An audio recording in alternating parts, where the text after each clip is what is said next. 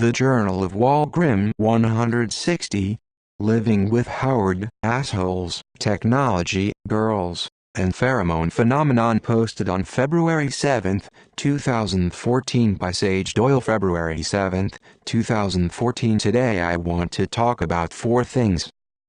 1. Living with Howard.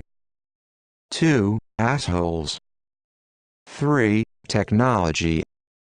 4. Girls. 1. Living with Howard. I like living with Howard a lot, but there's a problem arising for me. I can't come and go at night as I please because then he gets worried. He wants me to call and let him know where I am and when I'm going to be home. Also, it's kind of stifling my sex life. I feel weird about bringing girls home to this basement room apartment in someone else's house. I don't think Howard would appreciate that.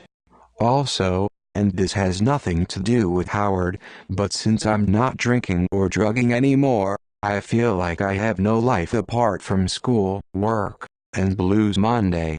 I don't even hang out with half my friends anymore because I just don't feel right about wanting them to not even have a beer or smoke a bone leisurely. It's hard for me to be around this shit, especially with my friends. I feel like I could just go to a bar like a normal person and have a beer and hang out, but I can't. So I guess I'm just getting bored on the verge of stir crazy. I like being here because it's peaceful, it's solitude, it's respite that I need, and healthy seclusion. I also help Howard with shit like shoveling and running errands and just doing stuff around the house, which also helps Daisy.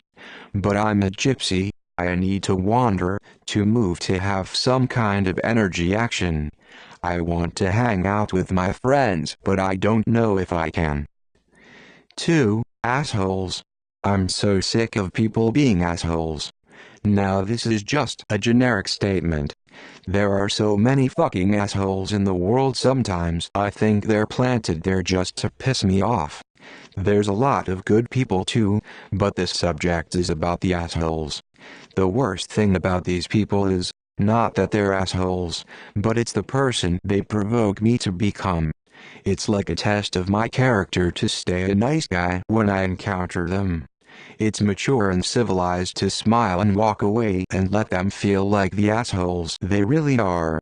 But they trigger me to be an asshole right back at them. In the bars, that meant punching them in the face. Now that I'm not drinking, it comes out with my saying shit like, "You know what? Fuck you," or simply, "You're an asshole."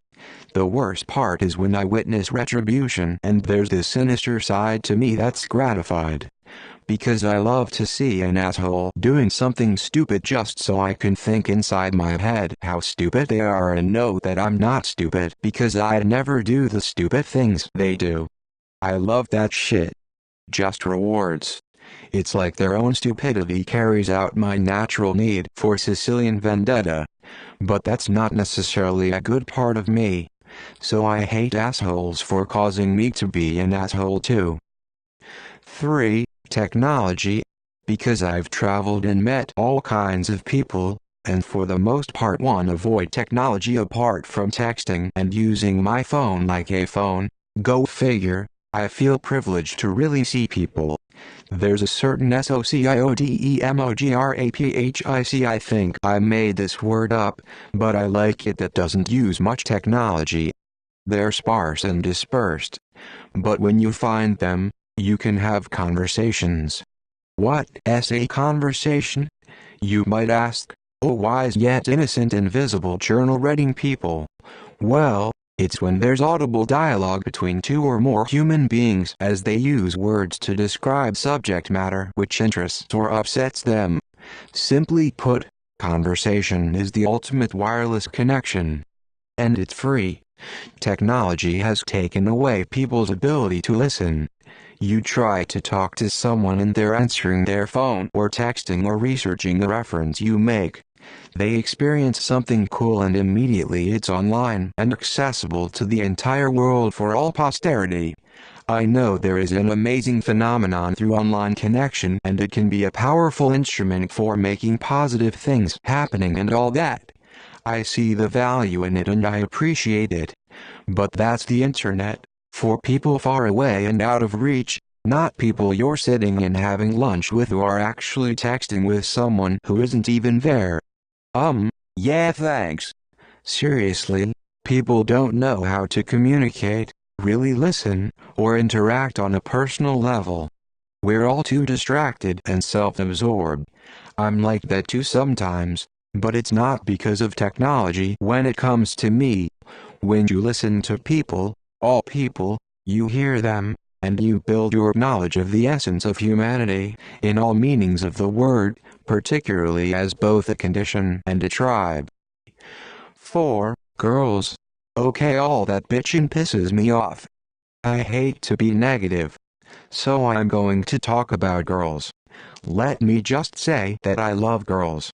I like short girls, tall girls, and girls of average height. I like thin, average, and girls who are overweight. I like blondes, brunettes, redheads. I like girls my age up, even much older. I like the maturity of older women, and the way the girls my age flirt. When a girl, or maybe I should just say women from this point on, when a woman is attracted to me, I love that. Because I sense it, so it hits me like a magnet and there's this powerful pheromone phenomenon. I know I used the word phenomenon earlier, but I had to use it here too because that just sounds too fucking awesome. Pheromone phenomenon. I love it.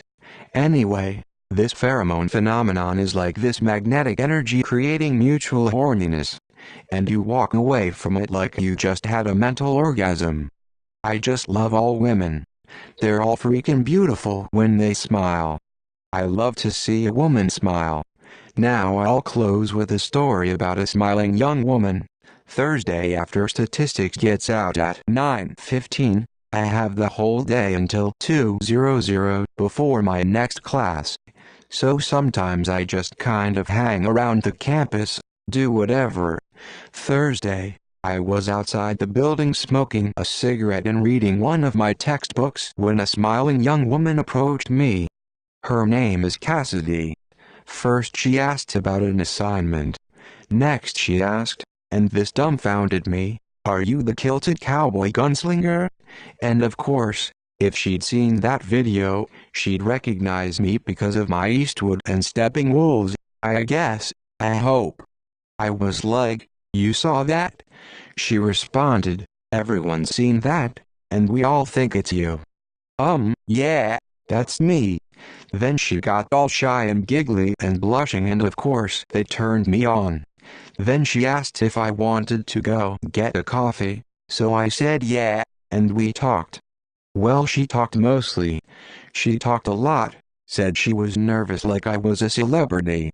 I said, I should be the one who's nervous since you've seen. I was thinking, my special purpose, but I didn't know if she'd get the Steve Martin reference, so I said, and gestured. She said, "You shouldn't feel nervous about that, you should feel proud." Then she laughed and covered her red face, and though it kind of embarrassed me, it's nice to be flattered like that. So anyway, now tonight I'm going to her place to hang out. I told her I don't drink, so we'll see what happens. I guess that's it for now. My theme song for this journal entry is Seven Nation Army by the White Stripes because I just heard that song on the radio and I love that fucking song.